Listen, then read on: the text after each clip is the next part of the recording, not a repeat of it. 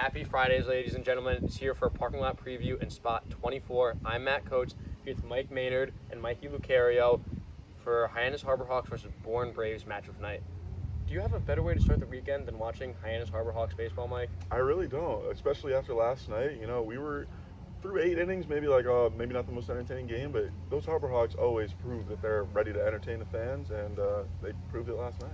Yeah, if you left the game early last night, I'm really sorry because that was a thriller. The 9th and 10th innings, my goodness, had to be the game of the year so far in the Cape. Oh, 100%. I don't see a 6-inning comeback being beat by any other game that's been played so far this summer. Neither do I. But so much for last night. We got to move forward, and we're going to try to stack those wins. So tonight, Mike, why don't you go into the starting pitching matchups? Yeah, so for Hyannis on the mound, we have Mitch Ferris making his third start of the season. He pitched in a D2 school this spring and was pretty good there. His first start was maybe better than his second. Second start was against Bourne in the previous matchup, and 4 earned runs in 2.1 innings. Not the best necessarily, but he's been a pretty good strikeout guy, and we're looking to see a better game out of him today. And like I said, that first start was really where he showed his promise, and hopefully he can have another one similar to that. Definitely. And don't think I forgot about Mikey over here. Mikey is a baseball operations intern, so he knows all the analytics. Mikey, what is your take for the starting pitchers tonight? Well, Mike set Ferris up well. I don't have much to add on that. So Bourne's guy tonight, name's Liam Doyle. Just finished his freshman year at Coastal Carolina. Left-hander, making his Cape debut tonight. Pretty solid guy. He's got fastball, slider, curveball mix with a splitter in there as well, as opposed to the typical changeup. That fastball, good velo, 90 to 94. He can ramp it up into the upper nines, 6, 7. He was a bullpen guy for a lot of the year. He was kind of their go-to freshman arm. He was one of their better guys overall, but he had 6 starts at the end of the year, including 2 in their regional that they hosted, and he looked really good in those 6 starts. 28.2 innings pitched, 33 Ks, just 10 walks, a sub-1 whip, and a 3.5 ERA.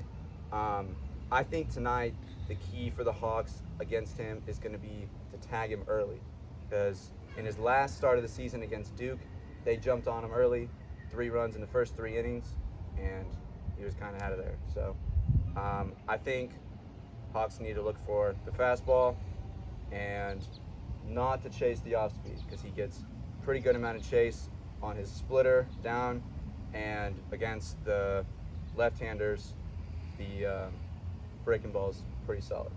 Definitely. So it looks like we're in for a great starting pitching matchup tonight. Hopefully we can get on this guy. We know Cape Cod baseball is different than college baseball. Absolutely, yeah. So hopefully we can get on him early. Maybe the wood bats will have some pop tonight and we can get him rattled a little bit. But when you look at those stats, both these pitchers know what they're doing. They're not messing around tonight. Now, flashback to last night. We mentioned it earlier. What a game we had. Down 6-0 heading into the bottom of the 9th. The Hyannis Harbor Hawks were 1 hit through the game before that. And then out of nowhere, 6 runs in the bottom of the 9th. Mikey, what did you see in the game last night? Well, I thought that top of the 9th where Katuitt put 4 in, I thought that was big, because one of you mentioned it in your article yesterday. They said at that point it seemed like there was no pressure anymore, and they could just get in the box and they could hit and they could attack and they could win pitches, and that's what they did over and over and over again. And you saw flashes of it between the game with Will Taylor on the base path and Brody Donet's early hit, but I think in that 9th inning they just came up and they just kept winning over and over again. And then I thought the bullpen was pretty solid too. I thought keeping them in the game for the most part, and Michael Rodriguez coming in the top of the 10th and shutting them down, not letting that runner score from second was huge. Yeah, Michael Rodriguez was great in the 10th inning. He was called upon in a big situation with a guy starting on second to start the inning. No easy task. And like you said, the bullpen was great. Only 2 earned runs the entire game for the Harbor Hawks. I know there's a 6 spot on the board, but that's not really the pitcher's fault. Mike, why don't you take us through that 10th inning and the heroics of the player of the game that you wrote about, Gavin Cash? Yeah, Gavin Cash coming into the game was 0 for 12 in his first few games for the Harbor Hawks, so really struggling. We saw him at Texas Tech really have a lot of success, and maybe it was the wood bats, maybe it was the competitive pitching that he was facing. He was really struggling out the gate, so it was good for him to get back in the hit column, and obviously he had his first hit in the bottom of the 9th inning to get a run there with an RBI there, so he wouldn't even had a chance in the 10th inning. But yeah, comes up in the 10th inning with a runner on third and puts a line drive single right back up the middle, knocked the pitcher's hat off for Katua. Obviously, exactly what you're hoping for.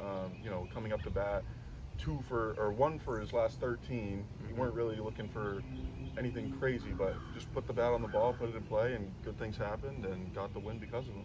Yeah, put it in play. He did. He helped the Harbor Hawks win last night in the best game of the year so far.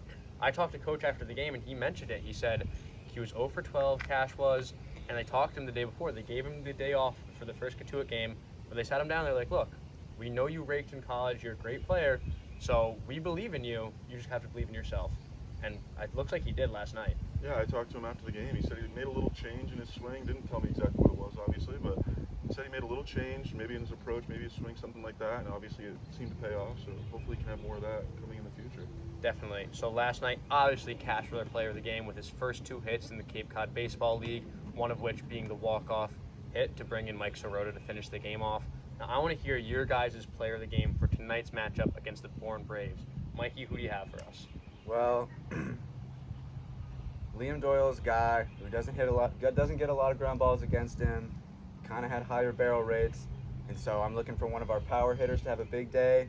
And I thought, even though Cash obviously deserves player of the game, I thought Will Taylor had a great game yesterday, and I'm going to stick with the Clemson guys and go with Billy Amick today.